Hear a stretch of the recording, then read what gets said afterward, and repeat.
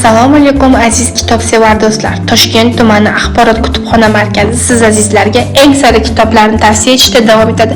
Bugun sizlarning e'tiboringizga havola qilmoqchi bo'lgan kitobimiz Sirli qotillik qissasi. Qotillik mudhish jinoyat.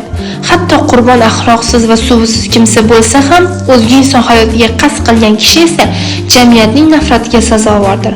Qotillik tamg'asi shu qadar og'ir yukki, u kishini hayotning bor quvonchlaridan mosuvo etadi.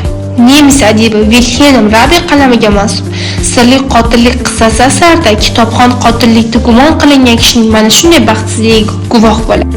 Qizil Xandaqning marhum xo'jayini butun umr jamiyat nafratini his etib tanholikda yashadi. Xo'sh, aslida ham jinoyatni amalga oshirgan edimi?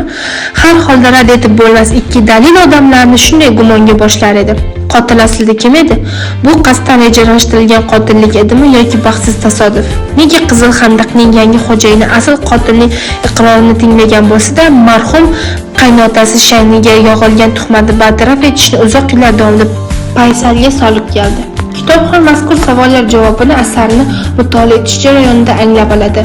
Aziz kitobsevar do'stlar, kutubxonamizga tashrif buyurib ushbu kitoblardan samarali foydalanishingizni so'rab qolamiz. E'tiboringiz uchun rahmat.